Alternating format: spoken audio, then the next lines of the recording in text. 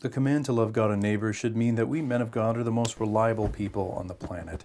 And yet our own experience tells us that we are no more reliable than any other demographic.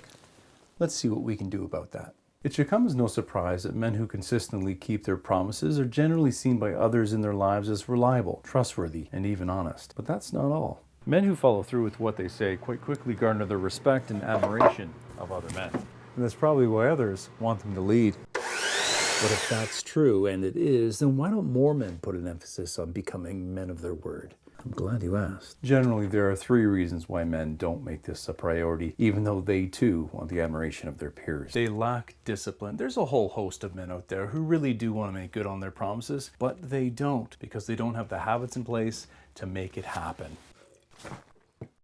So they try and they try some more, but what stops them from being the men they want to be is the constant battle with the man on the inside. And that man has been forged from behaviors that have been repeated hundreds, maybe even thousands of times. And that is exhausting. They lack self-worth.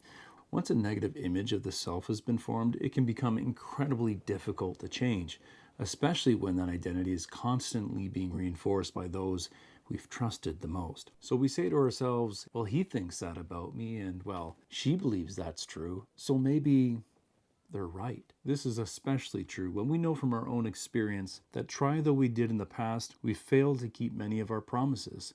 And this series of failures has only reinforced the belief that at the core, I'm not a very reliable person. They've been set up to fail. Surprisingly, most broken promises and moments of disappointment have very little to do with the flawed character. Instead, it has more to do with how the board has been set. And the crazy thing is, we're the ones setting it. So the fastest way for you to become a man of your word is not by working on your habits, though you should definitely do that, but it's by eliminating 4 things that are making it impossible for you to follow through with what you say. Stop saying yes to everything.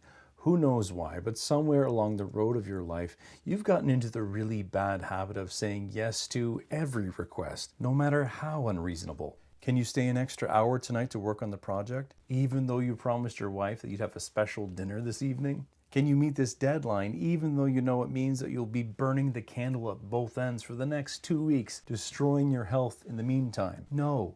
You can't. You have to understand that when you can't say no, sooner or later you'll be overcommitted, and that means you won't be able to follow through. Stop being so vague. When you make a promise that's ambiguous enough to stand for more than one thing, you're setting yourself up for failure. It's an interesting dilemma that you've put yourself in. I mean, we tend to make vague statements so that it can seem like we're offering more when in fact we plan on giving less. And yet it almost never works out that way. If what you're promising could be interpreted to mean more of your time, more of your resources, more of your attention, then trust me, others are going to expect that much. Stop ignoring your own hierarchy of values. Every man, every woman has created for themselves a value system. Some things are just more important in life than other things. But the problem is, every time we can't say no to a request, or we're not clear enough with our yes, we end up sacrificing the things and people that we value the most. I don't have to tell you where that leads. Because you and I both know that if I'm constantly choosing things that are lower on my hierarchy of values and those things that are actually at the top, sooner or later, it's going to end in disaster. Stop leaving your lane. In this life, there are things that are within your control, and then there are many, and I mean many things that certainly are not. And yet, during key moments in our life when our words matter the most, we tend to act like we have so much more power than we actually have. And though I know you're trying to comfort the other, listen, you're gonna end up letting a lot of people down because you don't have that much power. Hey, Sheriff. Timmy's been shot 5 times in the heart with a poisonous arrow dipped in dragon's blood. Don't cry. I don't know how, but somehow, Timmy's gonna be okay. I promise you that.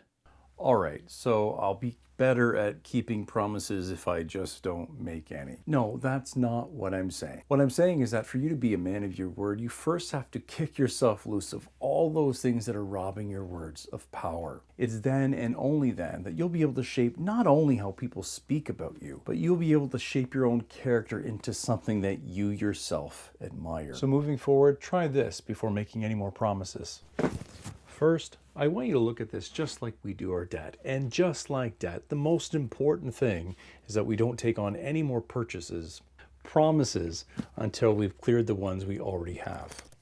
Second, once we're debt-free, promise-free, we're only going to promise small things like a short burst of our time or the offer to fulfill tasks that are relatively easy to complete. Moving forward in this way will give us quick wins or votes so that we can prove to ourselves against all the negative voices in our lives that we are in fact quite reliable men. Third, as the Latin saying goes, bis das si cito das, which roughly translates to you give twice if you give quickly. So starting at the top of your hierarchy of values, use any last energy reserves you have to get the job done long before the deadline. When we do this, we're sending a very clear message that, hey, this is what I value. You are what I care about. So when I say that I'll help you or declare that I'll be there, you can trust that.